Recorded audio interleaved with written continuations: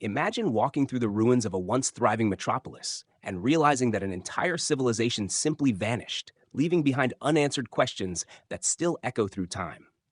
In the dry, silent plains of modern day Pakistan, archaeologists have unearthed the remains of one of humanity's oldest urban centers, the Indus Valley Civilization, home to the great city of Harappa. Dating back over 4,500 years, this was a society that flourished long before the rise of ancient Egypt or Mesopotamia.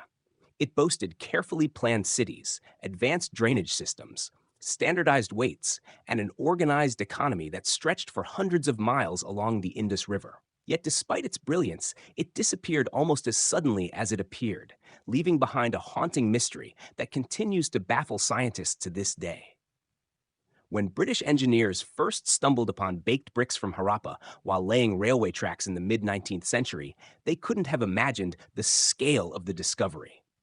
Over decades, excavations revealed not just one, but several cities, Mohenjo-daro, Harappa, Dholavira, all connected by a remarkably unified culture. Streets were laid out in perfect grids, houses had private baths, and massive granaries hinted at sophisticated food storage.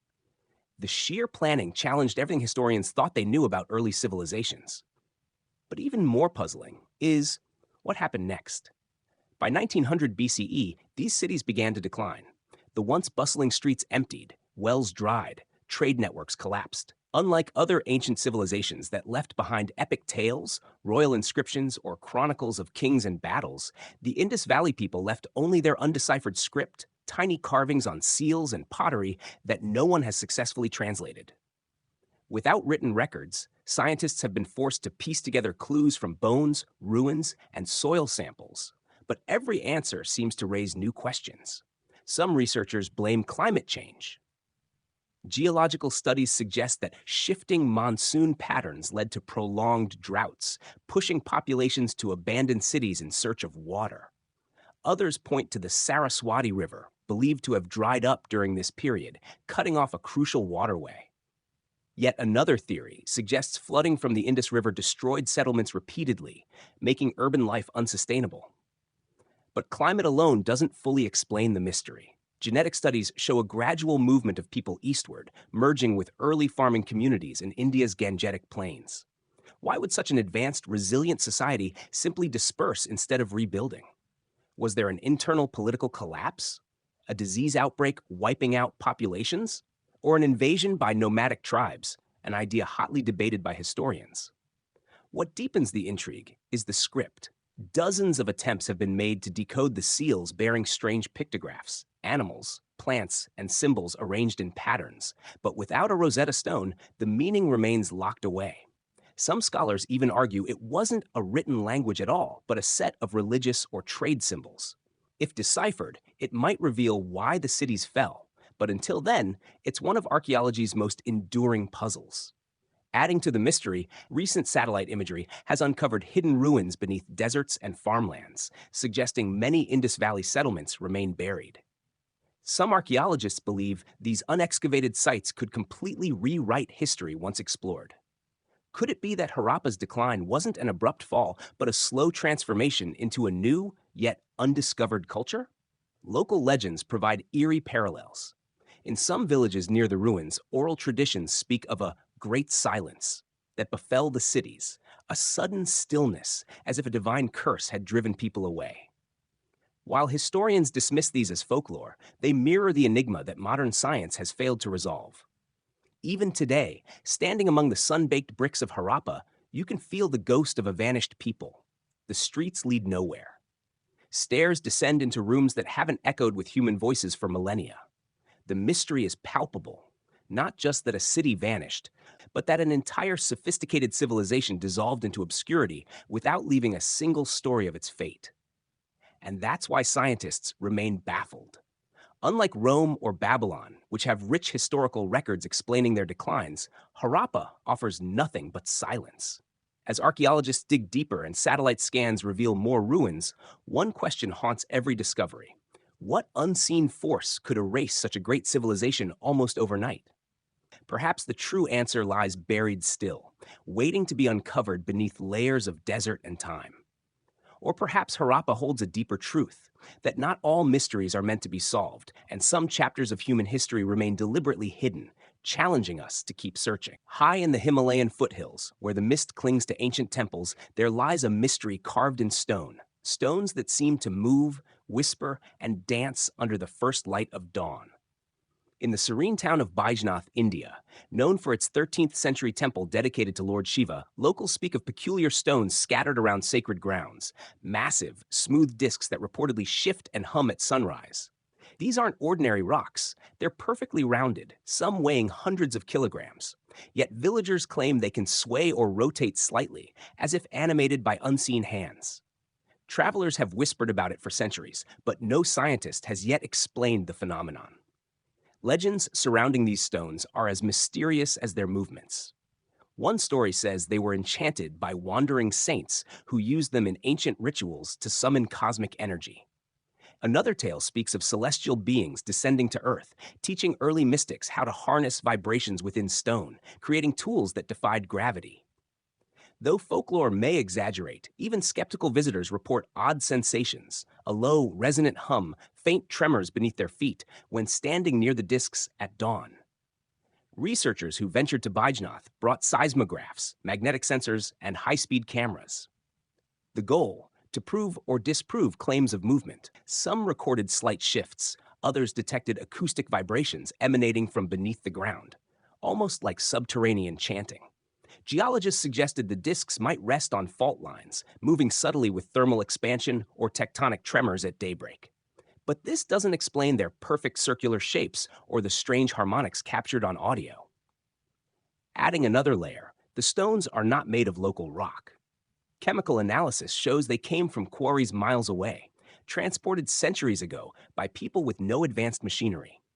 How did early builders haul such massive, precise disks over rugged terrain, and why place them here, where they seemingly interact with natural forces in unexplained ways?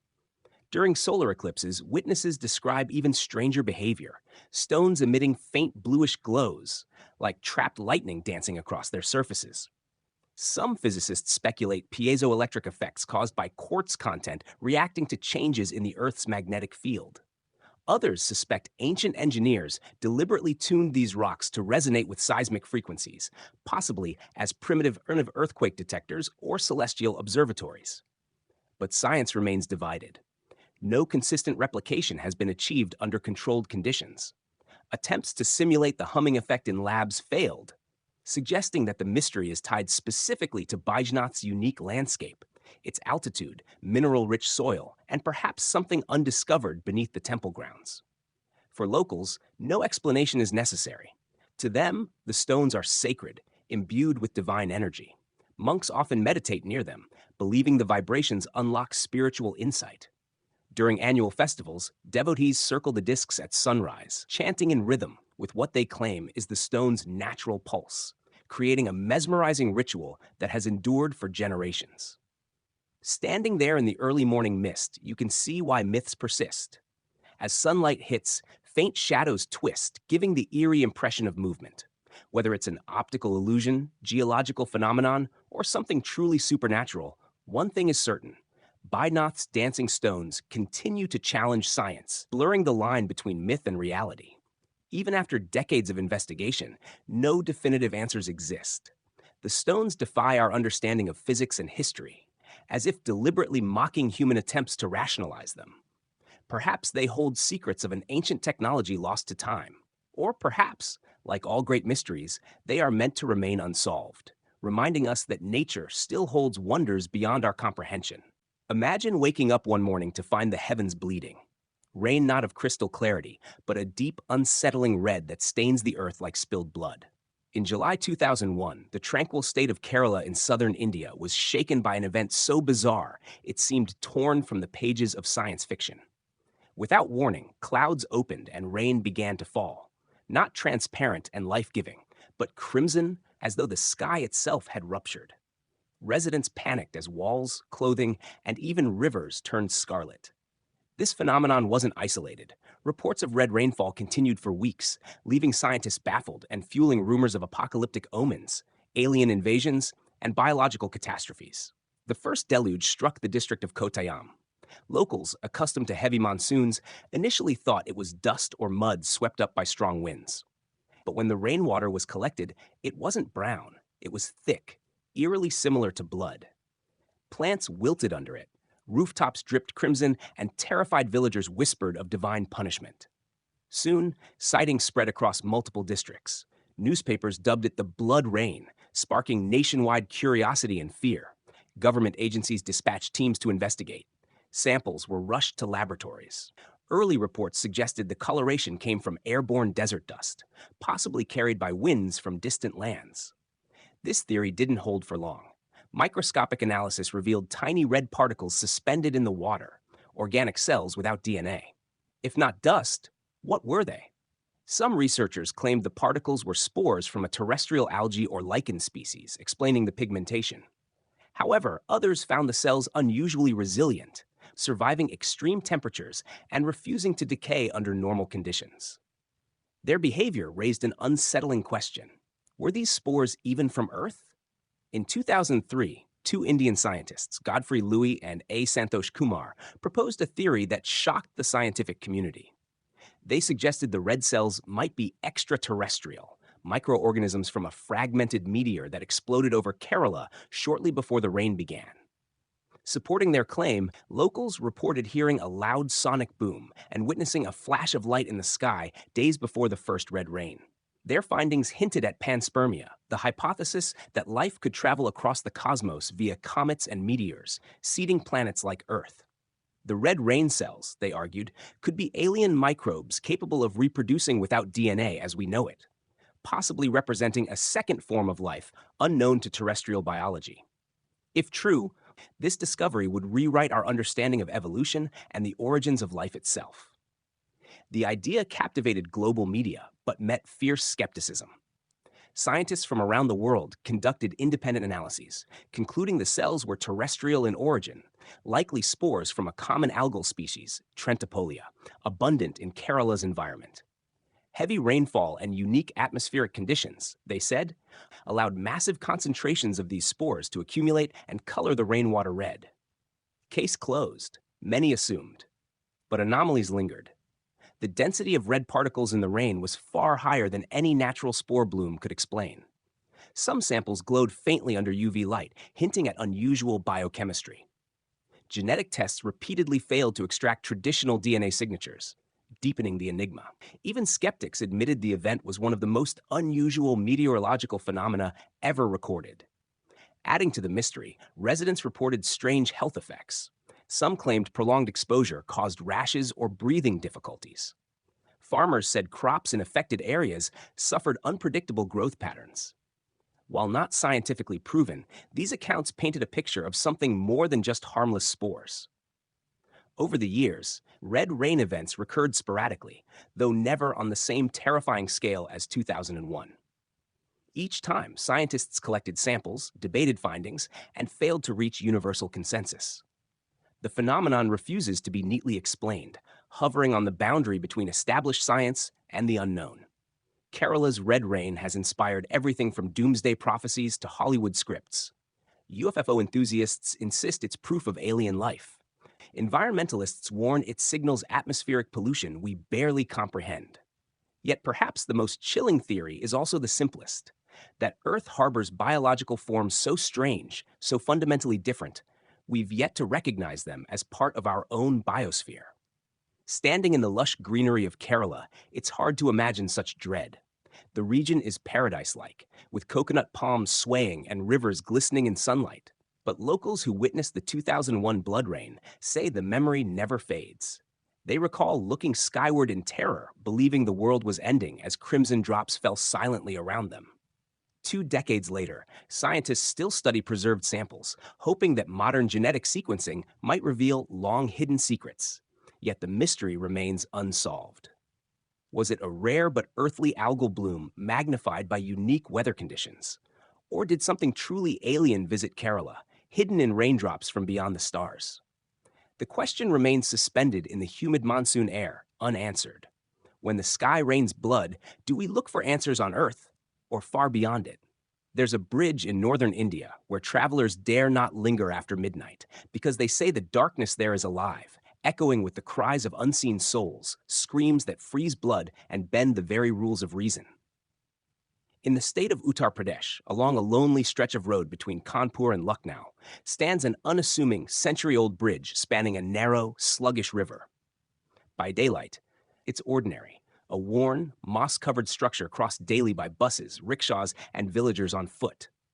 But when the sun dips below the horizon, legends awaken. For decades, people have whispered of bone-chilling sounds that fill the night air here. Shrieks, wails, and whispers that defy explanation, earning it the name the Screaming Bridge. Truck drivers tell of engines stalling inexplicably mid-crossing, followed by a sudden, piercing scream that seems to rise from beneath the bridge itself. Some describe hearing desperate cries for help, as though unseen figures are drowning below, only for the river to remain still and silent when inspected.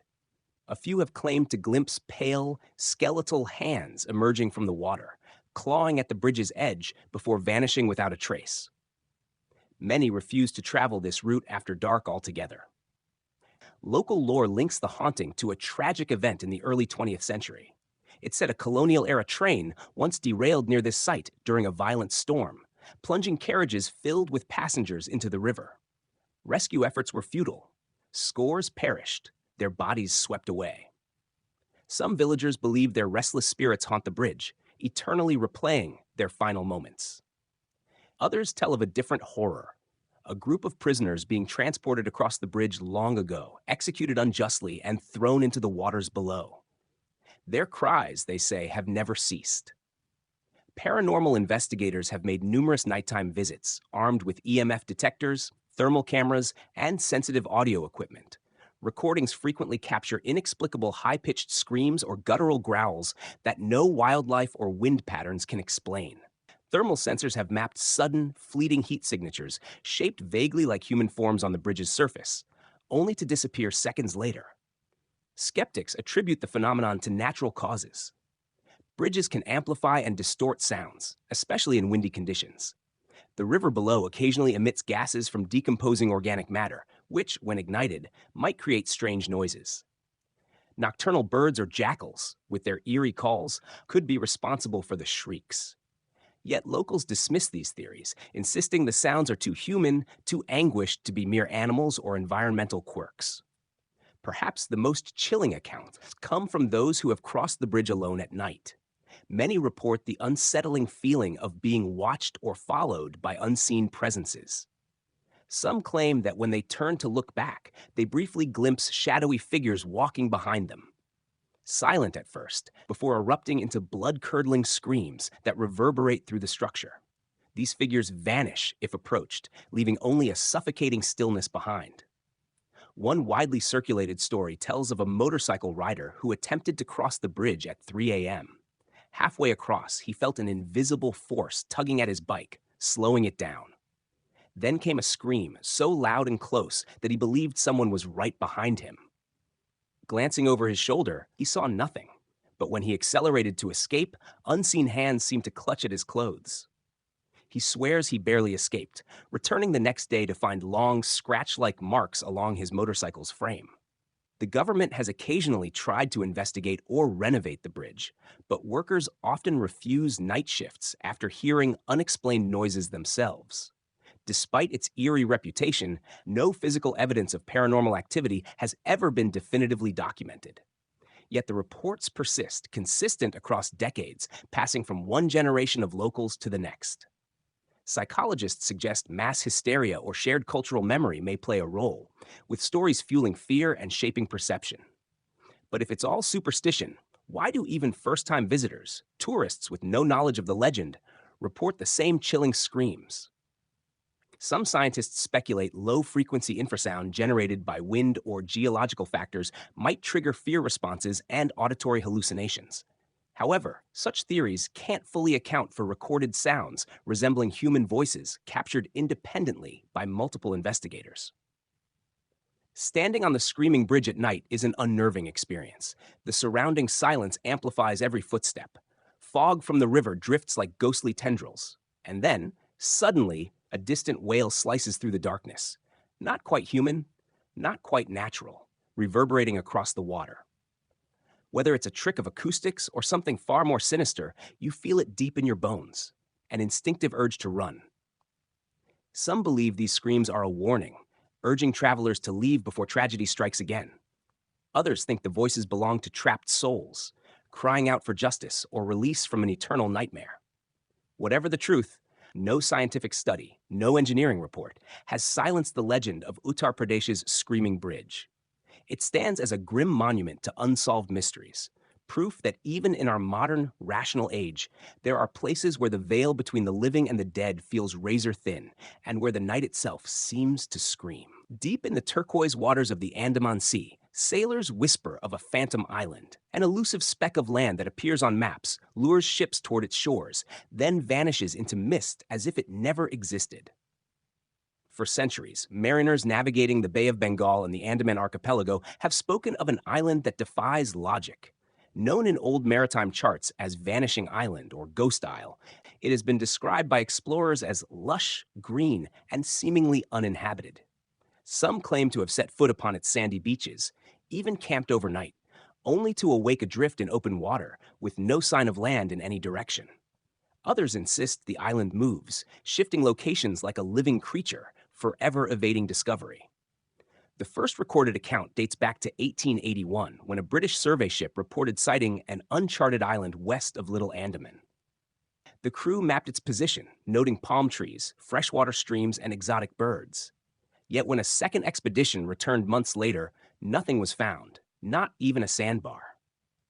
Local fishermen shrugged, saying the foreigners had simply met the spirit of the sea, a transient island that reveals itself only to the chosen. Over the decades, multiple sightings from Indian, Burmese, and Thai sailors painted a consistent yet puzzling picture. Witnesses described the island as several kilometers long, ringed with coral reefs and possessing a strange stillness. No animal tracks, no human traces, just an unsettling silence beneath swaying coconut palms. Some claimed compasses spun wildly near its shores, and boats' navigation systems malfunctioned when approaching, as though a magnetic field cloaked the island. Legends among the indigenous tribes of Andaman offer darker explanations.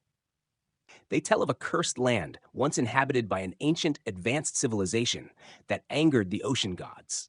As punishment, the gods condemned the island to wander the seas, never staying in one place, sometimes merging with fog and becoming invisible to all but the spiritually attuned. Shamans warn that those who step onto its soil risk becoming island-bound, lost between worlds, unable to return to their own reality. Modern science has attempted to rationalize the phenomenon. Some geologists suggest floating pumice rafts formed by underwater volcanic eruptions could create the illusion of a temporary island.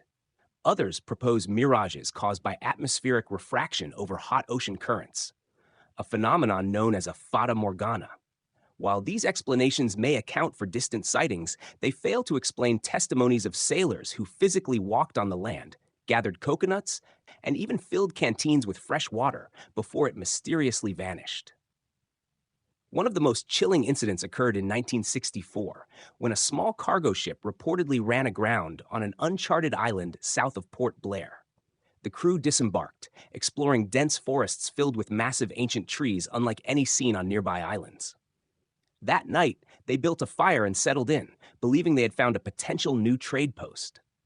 By dawn, however, the shoreline began to shrink. The ship, once beached on solid ground, was suddenly floating. The island itself seemed to dissolve beneath them, dispersing into misty waves. The crew barely escaped, later recounting their story to incredulous officials who found no trace of new land in the area. Satellite imagery has not conclusively captured this phantom island, though occasional radar anomalies hint at temporary landmasses that disappear within hours. Some researchers speculate tectonic activity could cause rapid uplift and subsidence of seabed sections, briefly forming islands before they sink again. This aligns with rare geological phenomena, but cannot explain consistent sightings over centuries in varying locations. Conspiracy theories abound. Some believe the island hides a secret military base using advanced cloaking technology. Others suspect it's a remnant of the mythical sunken continent of Lemuria, or even a portal to another dimension, phasing in and out of our physical world. Deep-sea divers who ventured to reported coordinates have surfaced with unusual artifacts. Strange, barnacle-encrusted metallic objects of unknown origin, fueling speculation of ancient lost technology beneath the waves. Fishermen in the region have their own warnings. Never chase the island. They claim it beckons ships closer only to lead them astray, sometimes causing compass failures and sudden storms. Several small fishing boats have disappeared under mysterious circumstances after reporting landfall on what they thought was solid ground. No wreckage or bodies were ever recovered. Despite, or perhaps because of its elusiveness, the Phantom Island of Andaman captivates explorers and thrill seekers. Expeditions continue to search for it using sonar, submersibles, and drones, but the sea guards its secrets fiercely. Like a mirage of paradise or a ghostly memory of an ancient world, it seems to exist only when it wishes, beyond human control or comprehension. Standing on the deck of a boat in the Andaman Sea, surrounded by endless blue, it's easy to imagine catching a glimpse of a verdant shoreline shimmering on the horizon. Your heart races as you sail closer, only to watch it fade into mist, leaving nothing but empty waves. Whether it's a trick of nature, a supernatural mirage, or something far more enigmatic, the Phantom Island remains one of South Asia's greatest unsolved mysteries, defying science and cartography alike.